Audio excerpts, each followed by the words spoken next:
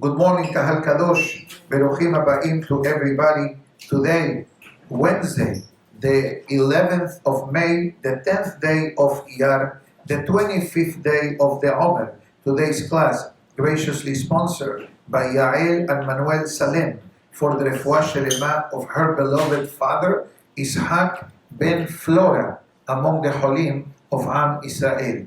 Additionally, today's class, graciously sponsored by Yosef Cohen Sabban, in loving memory of his beloved grandfather, Baruch Kassava Cohen, alav shalom.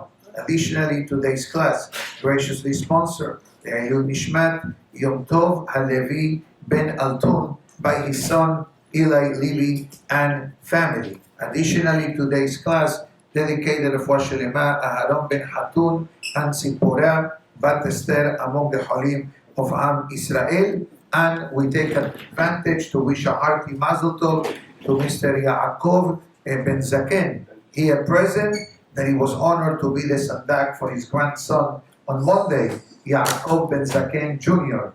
So, Irbuse Mahot Be Israel, and the child, as the rest of the grandchildren, be a source of joy and pride for the family, the community, and obviously Am Israel. Today, we have a very interesting message connected to the concept of Sefirat HaOmer. Today is the 25th day of the Omer, but the shiur will not be so much about the date of the Omer proper, but actually on the Sefirah of the Omer. Today's Sefirah, and every week we have the same, just with a different word. This week's Sefirah, today's Sefirah, is Nesach Sheba Nesach. In other words, Moshe Rabbeinu being the host, the guest of honor is Moshe Rabbeinu. So to the ultimate level of potency of Moshe Rabbeinu is today. Every week of the Omer, we have the same scenario. Next week, we're going to have a day that Aharon welcomes Aharon. Last week, we had a day Yaakov welcomes Yaakov. The first day of the Omer, Abraham welcomes Abraham. The 8th day of the Omer, Ishak, or the 9th day, Ishak. I'm only saying this just to illustrate that today we're going to have one menu, one course meal. Today is all about endurance, eternity, success, and victory. All these words are connected, and many of them sound the same. Eternity and endurance is basically the same. But in Hebrew, many words have different meanings. This is one example. Netzach, victory, Netzach, eternity. So let's discuss a minute, for a few minutes at least. The first topic is about victory. Victory. Victory is a common word that people use. I think in Israel there is a supermarket called Victory. Even here too. Even here too, right? Same people. Same people. Okay, victory. Okay. But in life, to be victorious, for example, a game, for example, right? You have soccer games, baseball games. Who claims victory? Okay? That's one level. But it says here, quoting the Zohar Kadosh, and it says that in this word victory, the ultimate level of victory that a person needs to constantly invest is victory against the Yetzer Hara. And we cannot always be victorious. Sometimes we have the upper hand, sometimes he has the upper hands, sometimes we go 3 rounds, 4 rounds, 5 rounds, 15 rounds. We go sometimes throughout the entire life waging a war. But it says the Zohar Kadosh that the stronger the emunah the person has built into their life, the chances of success increase. It's like a person that doesn't have emunah. What happens with them? They see a lot of darkness. Spiritual, talking about negativity. They drown in a cup of water. everything is negative, everything is bad, everything is not good. And that's a problem. Because God forbid, if we look for the goodness, we are going to find it. Even in the moments of adversity. Rabbi Akiva is very famous throughout our lives. But this week's is super famous. Because thanks to the tragedy of the students of Rabbi Akiva, we have halachot of Avelut. Nobody gets married during these weeks of the Omer. And many people don't shave and don't take a haircut. And people don't get married, people don't listen to music, unless permissibly, salahically. Let's say a berit milah on the day, a bar mitzvah on the day, pidyon ben on the day. Those are halachic times that music in the Omer is permissible according to the rulings of Rabbi Yosef. But imagine yourself concerning the life of Rabbi Akiva. The Gemara brings two statements by two great tzaddikim, which one of them happened to be Rabbi Akiva, and the other one happened to be one of the teachers of Rabbi Akiva. The first one, the famous one, Nahomish Gamzu. Gamzu letova. Okay, Gamzu letova. This is for good. And Rabbi Akiva says, Kol ma ve'avid rahamana letav avid. Whatever Hashem does is for a good reason. Even though we don't understand it. And I said this to somebody yesterday that called me about a shidduch. And he says, Rabbi, I want to get married already. I said, Mabruk, I agree. Are you going out? He says, of course I'm going out. And it's not clicking. In other words, I go, nice girl, nice outing, nice date, but Diana, no more than that. I said, okay. I gave him some words of Hizuk, and I said to him three things. He says, first of all, and that's what's written in the holy books, that many times a person goes out on a shidduch, goes out on a date, even though that date is not the one predetermined that who the person will marry, but there is part of the tikkun of the person sometimes. In other words, you need to go from point A to point B.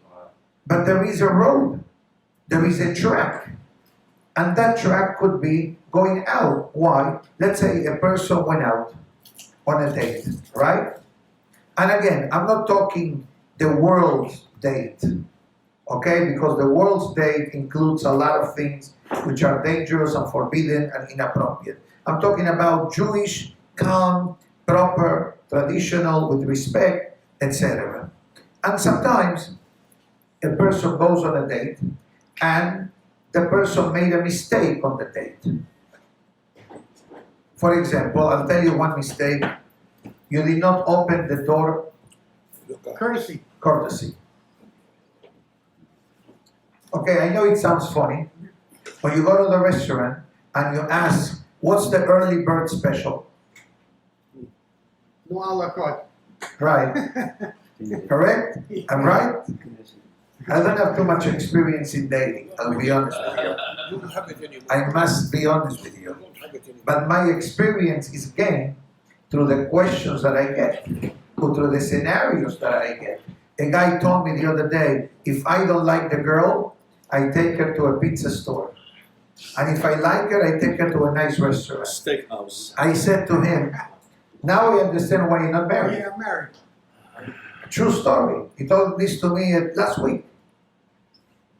I said, I don't understand you. I know, Rabbi, I don't want to invest too much. I said, look what you are saying. When you look at a girl as an IPO, you're investing, it's a real estate flop, you're going to flip a house. I said, you need to go on a date, clean, presentable, on time. I remember Punctual. a few years back, true story, the shidduch did not continue because every time the young man came late to pick her up. If the young man waits for the young lady, Okay. it's fine. It's the proper way. But if he comes late every time, and every day a different excuse, Ribono shel olam, I put him against the wall, not physically, verbally. I says, I don't understand you. You have to catch a flight. Are you going to tell the airplane, no, wait, I'm running late? This is shidduch. Whatever behavior you demonstrate during the dating habits, during the dating Megillah, to the girl, or the opposite, either way, it gives a sample of more or less what type of individual are you. So, going back to Rabbi Akiva. Rabbi Akiva, as we know, experienced many challenges throughout his life. First of all, till the age of 40, he never learned Torah. He was the shepherd of one of the wealthiest men in the Jewish history, Kalba Sabua. Kalba Sabua was a very generous fellow, and there was a line of young men wanting to marry his daughter Rachel. So can you imagine you're one of the main wealthiest people in Jerusalem, and now your daughter is ready for shidduchim? Every shadchan calls. Have a good boy for you, good family, rabbinical family, Sanhedrin family, Tzaddikim family, millionaire family. What do you want? She says, none of the above. I want him. I want the shepherd. That's what Rabbi Akiva married. Not because he was looking for her. She picked him. She picked him. And by the way, the background of Rabbi Akiva also came from converts. Rabbi Akiva's father was a convert. I'm not talking about the Syrian edict now. I'm talking about, put this into perspective. You're one of the main sponsors of the citizens of Jerusalem. Imagine every time I need to do something in the synagogue, I call you, please send me a check. No problem, Rabbi. Can you imagine every day I call you? And for 5 years, you give everything I need? It's a dream. Okay? It's a dream. But this is Kalba Sabua. And his nickname was Kalba Sabua. Kalba is keleb, dog. Sabua, satisfied. Satisfied as a dog. What does it mean? I'll tell you simply. Hashem created certain type of digestive system in the dog that the food lasts in their inner organs for 3 days. That's the nature of the dog. The dog is never lacking food because whatever he eats, it lasts 72 hours. We had breakfast here in front of us. We're already thinking, what's for dinner tonight? What's for lunch? You eat lunch. I don't eat lunch. Okay, I eat twice a meal. But okay, you're right. I forgot about lunch. Okay? But Kalba Sabua means anyone who came to him walked out satisfied. It demonstrates the level of wealth and generosity. And guess what? When the daughter of Kalba Sabua, Rachel, told her father, I would like to marry Akiva, that was a shepherd, you know what he did to her? He disowned her, removed her from her will, from his will. Out. Out. You marry him, out. Not only that, they were so poor. Rabbi Akiva was a shepherd. So you can imagine, as a shepherd, how much do you really make? But what did she do? You're not good to be a shepherd. You're good to be a Talmid Chacham. Go to the Kitab. Go to the Talmud Torah. Go and learn. How did she know? Huh? How did she know? She saw it. That was the same question that the rabbis asked in the entire story of Rabbi Akiva's wife. And the end result, they saw it. Rabbi Akiva became so great that when Moshe Rabbeinu turns to HaKadosh Baruch Hu, when he shows them the movie of life, every generation with each one of the tzaddikim, you know what Moshe Rabbeinu does? Pause the movie. Yeah. I'm taking a step back. Give the Torah through Rabbi Akiva. Yani, if you ask me, Rabbi, for 100 points, who is the backup Torah giver for the Jewish people? Rabbi Akiva. Appointed by Moshe Rabbeinu.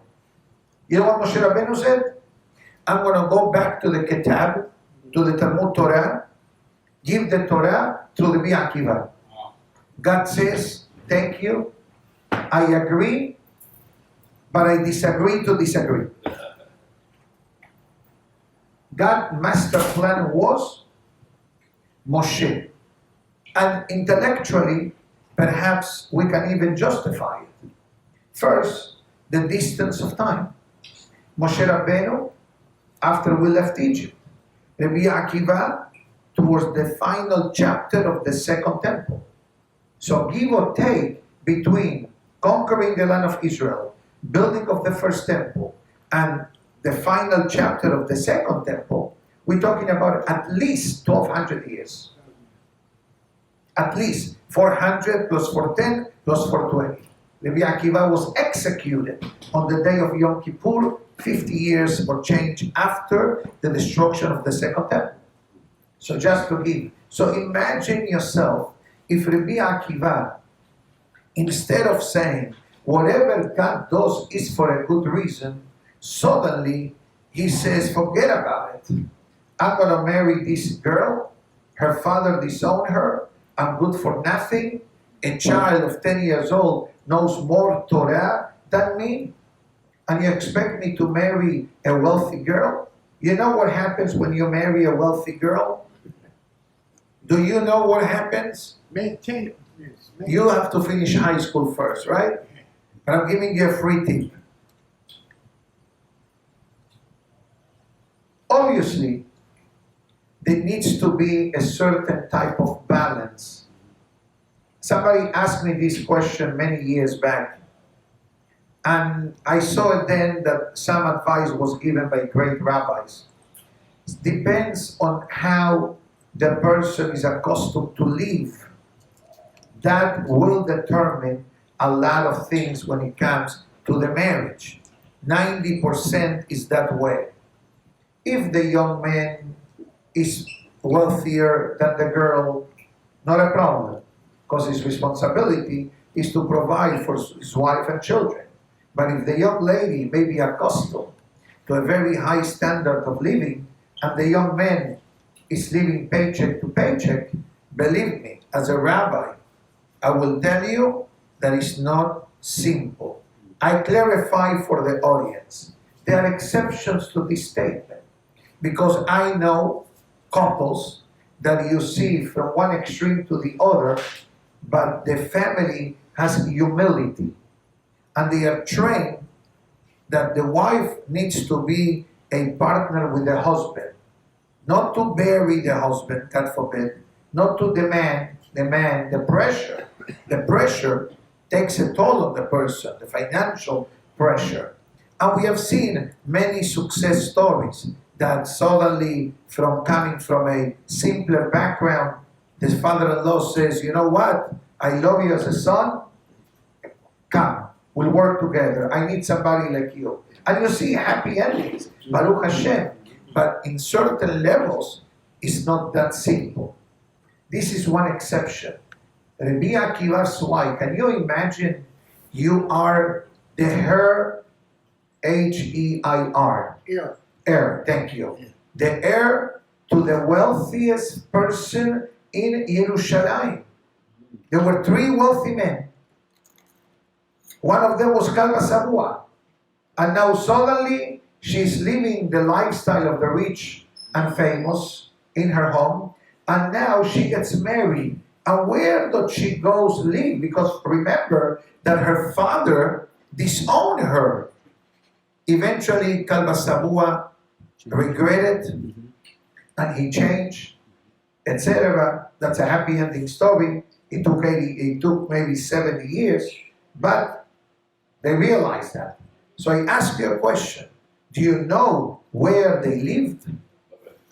They lived in a farm.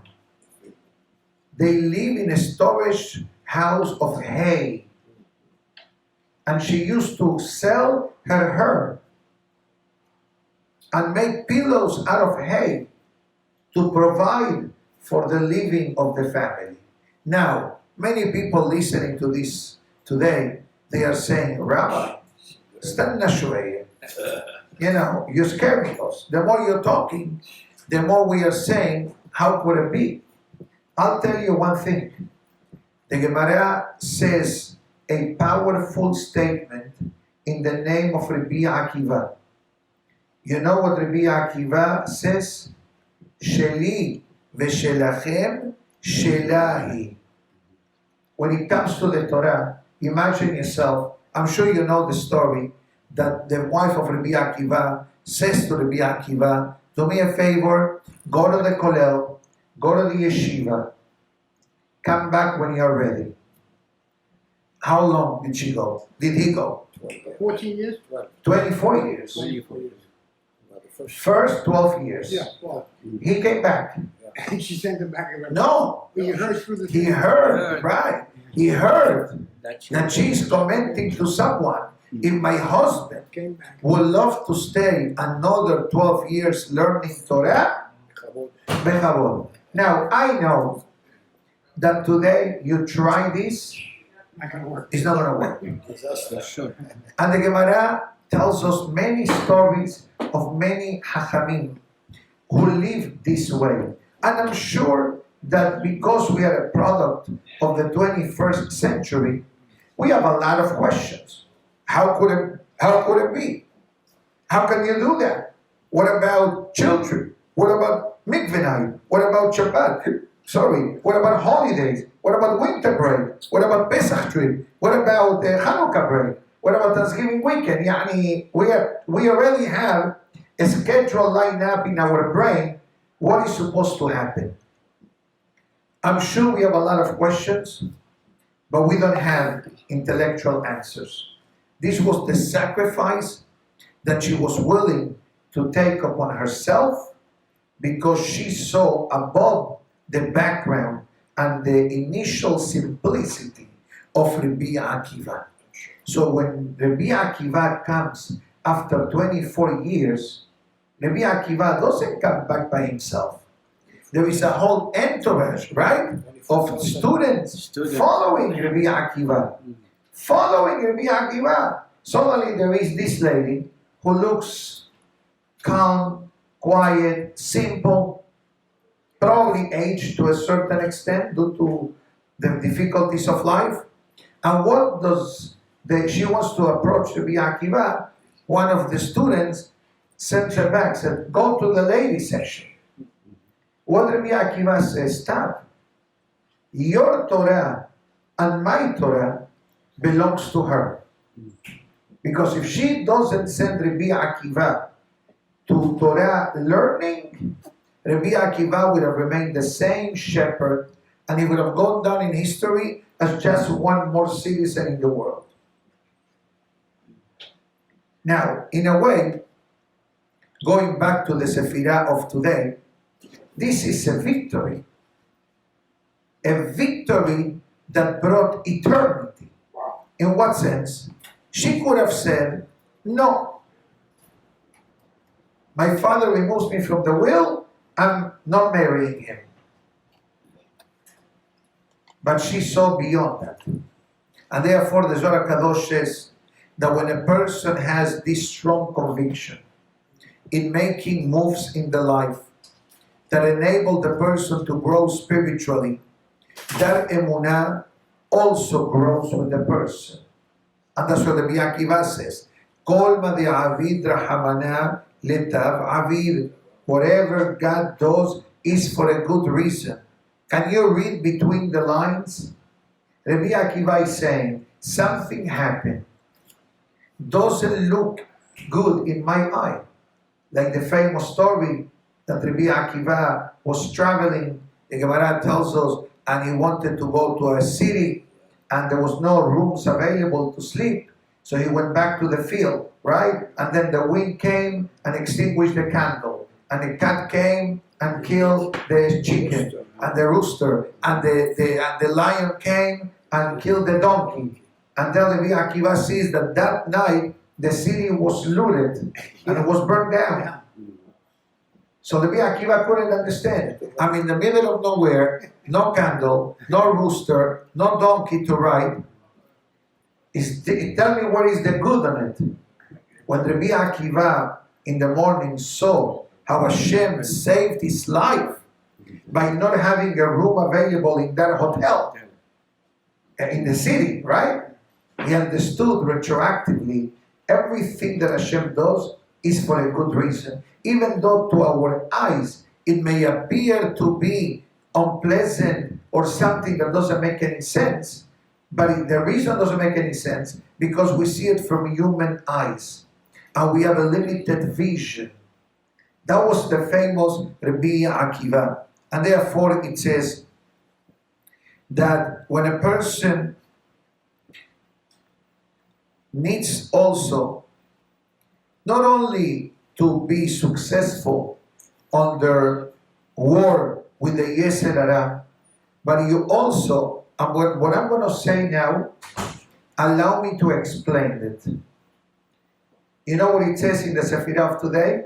Be careful with yourself. What does it mean? It says that sometimes a person may be in a good stream of spiritual success, spiritual growth.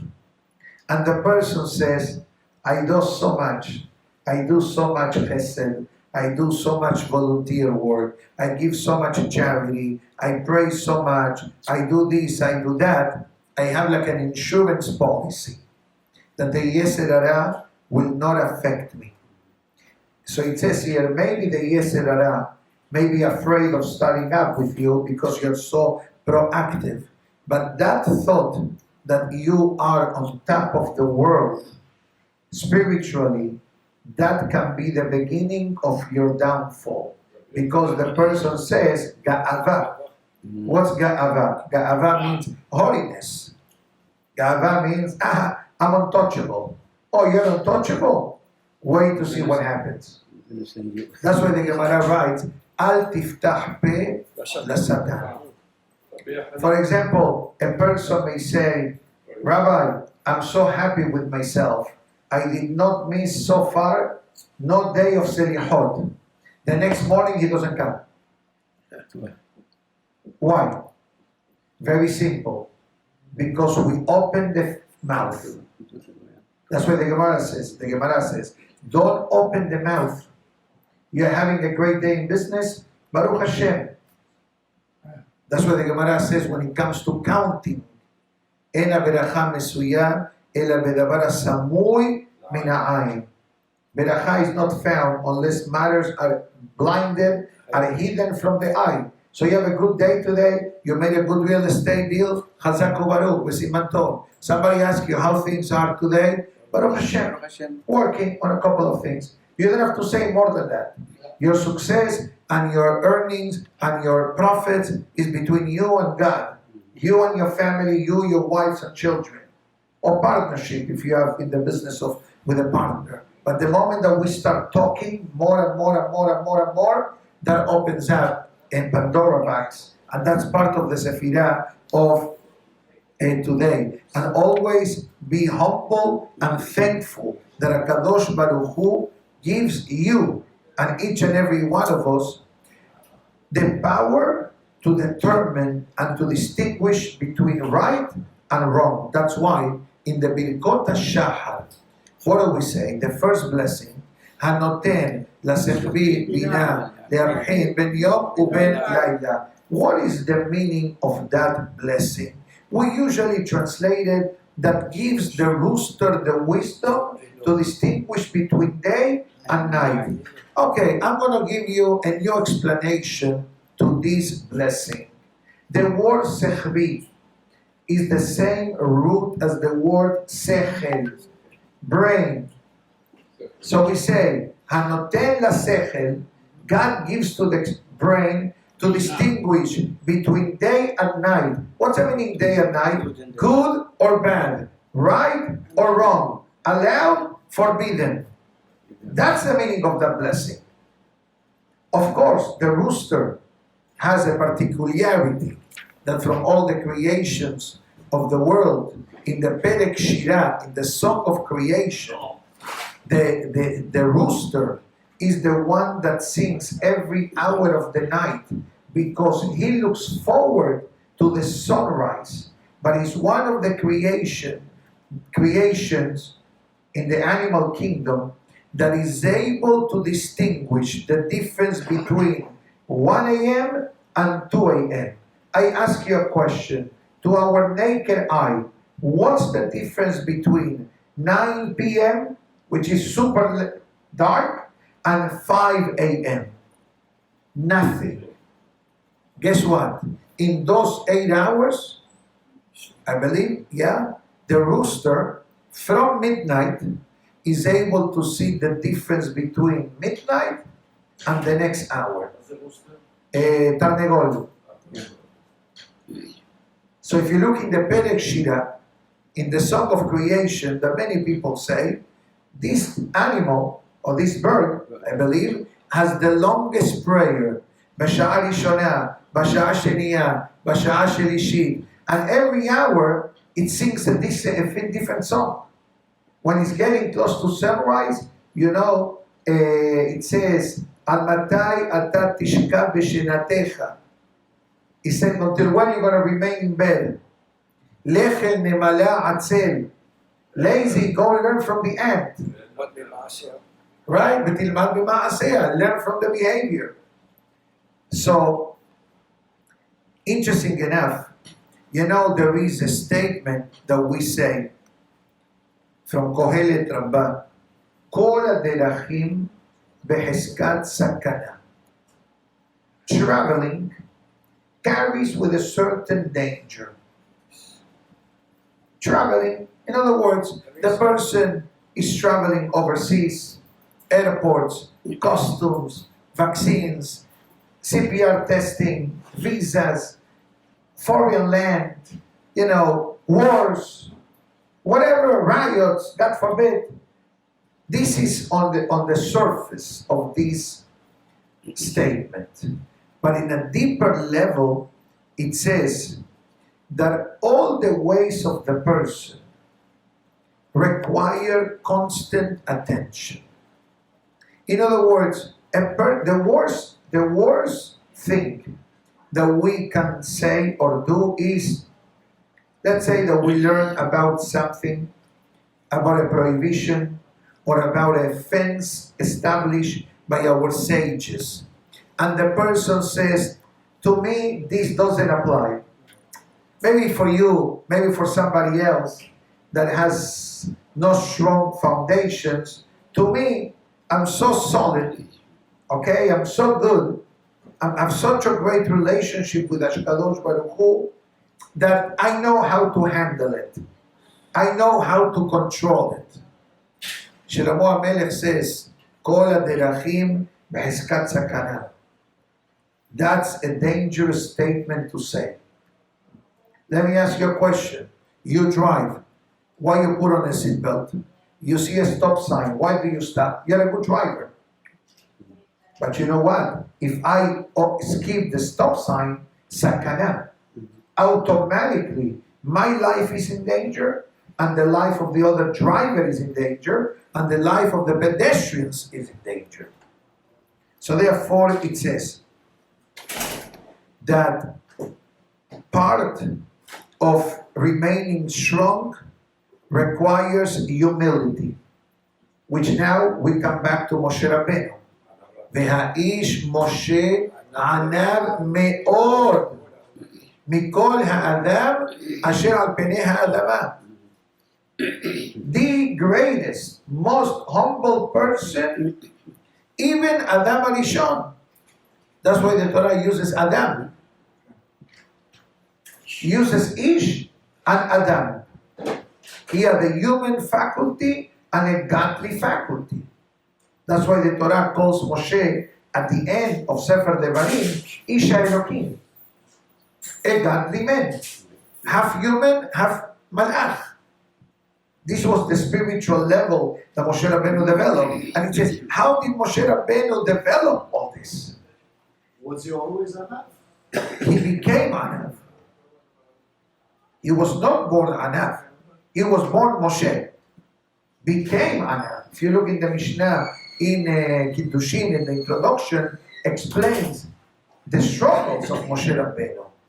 As I said yesterday in the class in the beginning, Moshe could have taken the easy way out and stayed with Paro. Oh, yeah, sure.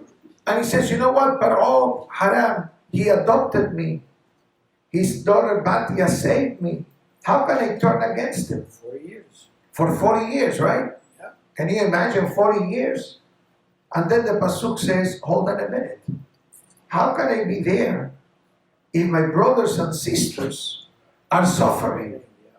Bayar vesiblotam. He saw their pain. He shared the burden. That's what made Moshe Rabbeinu great. Fast forward. God says to Moshe, the fire is not burning, the burning bush, right? God says to Moshe, Moshe, I have a mission for you. I want you to be Mashiach. True. The first Mashiach of the Jewish people, Moshe Goel Aharon, Moshe Goel Rishon. Moshe Rabbeinu was the first selected by HaKadosh Baruch Hu. I ask you a question. Hashem reveals himself to any of us, and it says, I want you to be Mashiach. Okay, when do I start? You know what happened that day? Took 7 days for Moshe Rabbeinu to accept Hashem's offer. Moshe, I need you. God, who am I? I'm barely able to speak. You started. I started. You know, are you asking me? Yeah. Can you imagine 7 days? You go to someone to ask for something, 1 time, 2 times. By the 3rd time, the person says no, khalas. 7 days. 7 days. It took finally Moshe Rabbeinu says, you know what, God? I'm tired. I don't want to argue with you. You want me to be Mashiach? I'll be Mashiach. Hazak Baruch. Shelachna beyad tishlach. Whoever you decide, I'm a good soldier. Now, how did Moshe Rabbeinu reach all these levels? Only by working on himself. Without putting effort, which in Hebrew it's called ishtadlut, you don't achieve much. We as humans, we need to make effort for anything in life. Physical, financial, emotional, spiritual. We do the effort and then God leads the way. That's why it's called ishtadlut. God doesn't want me to cross the Yam Suf because I need Moshe Rabbeinu to do that. But at least God needs me to reach the Yam Suf. And then the splitting of the waters will take place. Obviously, a person is also to remind themselves that we cannot confuse making an effort to neglecting all areas of life. Let's say a person is going to go to work, correct? Chazaku Baruch. But going to go to work doesn't mean, oh, I'm going to go to work because I need to make an ishtadlut, I need to make the effort to bring a paycheck home. But then, in the name of making the effort, then we neglect praying, synagogue, health, family time, spiritual matters. No, I have to make an ishtadlut. So ishtadlut needs also to have a limitation. King Solomon says, Shelach lachmecha al penei hamayim. Shlomo HaMelech says, cast the bread on the water. Ki berov hayamim timtzaena. You plant the seed, that seed will flourish. That's why when it comes to השתדלות. This is very, very important. We say this, and I'm gonna, before I move on to the next statement, we say this in the prayer of the Tashlich. When we say the prayer of the Tashlich in the day of Rosh Hashanah, one of the sentences says, "Pithu li petach kehuto shel mahad." In other words, in English means, open for me, God says, like the eye of the needle. And then I'll open the gates for you. In other words, open, tiny opening. In other words, God determined that you will do X, Y, Z. You make the effort. You make the ishtadlut, and then Hashem crowns the person with success. But remember, not to confuse making an ishtadlut and going to the other extreme that you work suddenly 12, 15, 18 hours. And not because you're in the rabbinate, because if you're in the rabbinate, you know, working 16, 18 hours a day, it's the norm, at least in my humble opinion. Okay? Maybe some other colleagues do more. Okay? I think it's 26. Okay? But anyways, in a more serious note, this is the message of the Sefirah of today. We have the power, we have the tools, and we have the support system. We have technical support. But in order for us to do that, we need to activate some of the message of Moshe Rabbeinu alav shalom. One more. Business relationships. Victory. Let's bring the word victory into business. I want to sell this item. My price is $10. You as a good businessman, you offer me $5. It happened yesterday. Yeah. That's the way. They cut you in half. It cut you in half. Okay? That's the way. Cut you in half. And now it says,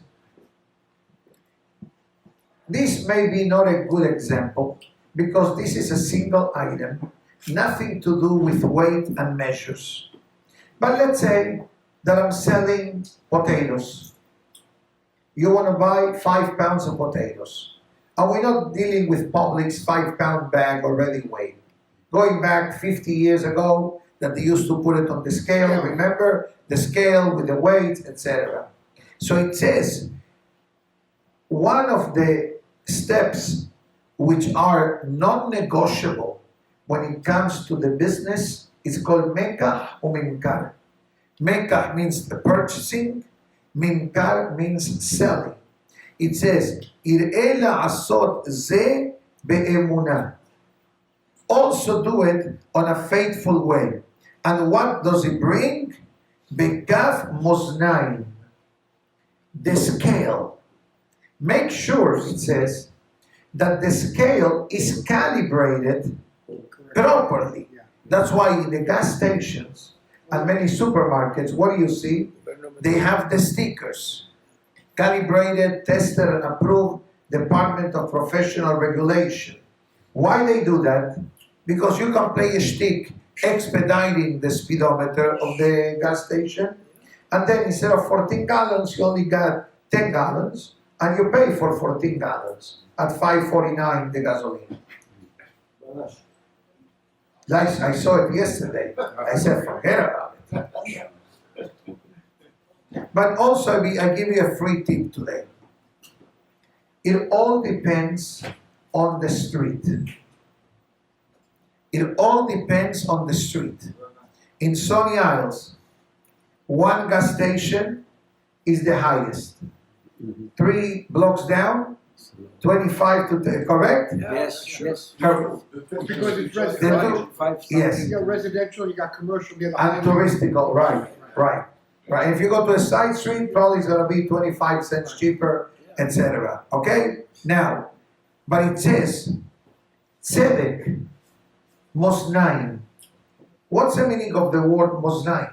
Scale. So it says, at the moment that we measure something for our fellow men, in Shamayim they are measuring our scale. unbelievable. Unbelievable. Yani the more honest we are here, the easier it's a pre-approved in Shamayim. Unbelievable. Not only that, I believe the Ben Ishai explains. I have it here, but I don't. Let me have it. I believe I know what it is because he explains that the shape of the scale represents God's names. UK Batya? Yod Ke, Vav Ke. Give me a moment. Yes, I have it. I found it. Okay. He explains basically that this is in the introduction in Perashat Kitetse. So he explains that the format right here, it says here, the Moznaim, the scale, represents Hashem's name, Yod Ke, Vav Ke. And how does he do? So it says as follows. The chain in the middle represents the Yod. The pole represents the Vav, and the two plates represents the He. אני אראה לך עכשיו, זה כתוב. In Hebrew makes more sense than in English. But he breaks down the plate. You have two plates. He. The Vav, the pole. And the Yod is the chain that connects it to the ceiling. Yeah.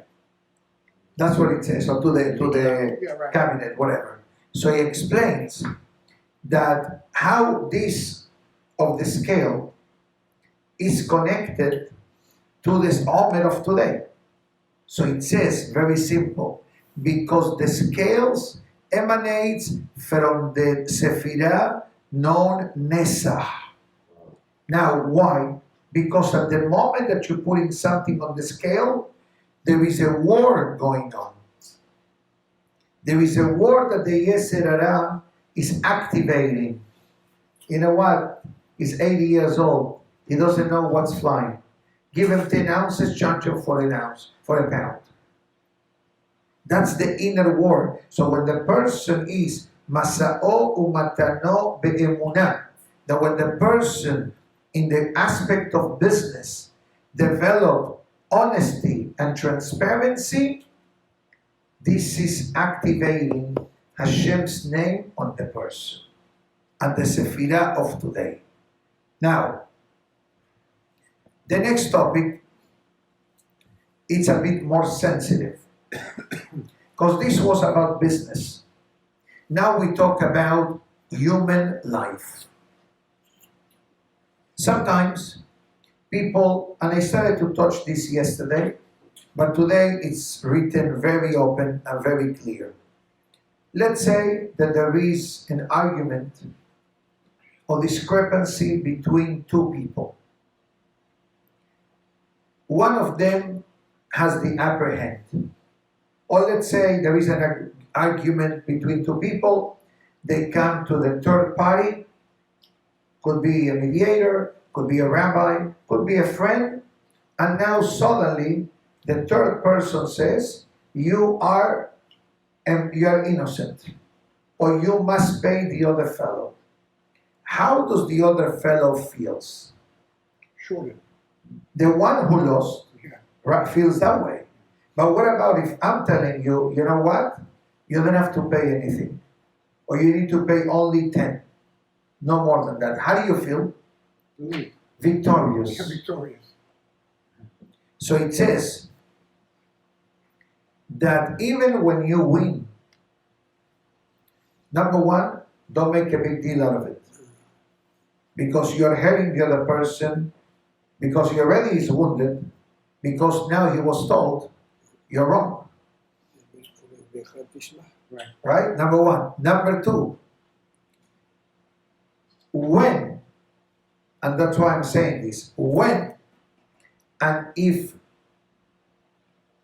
possible and necessary, you may try to speak to your friend, to explain to him where his mistake was, where he did not see eye to eye to the way that this situation developed.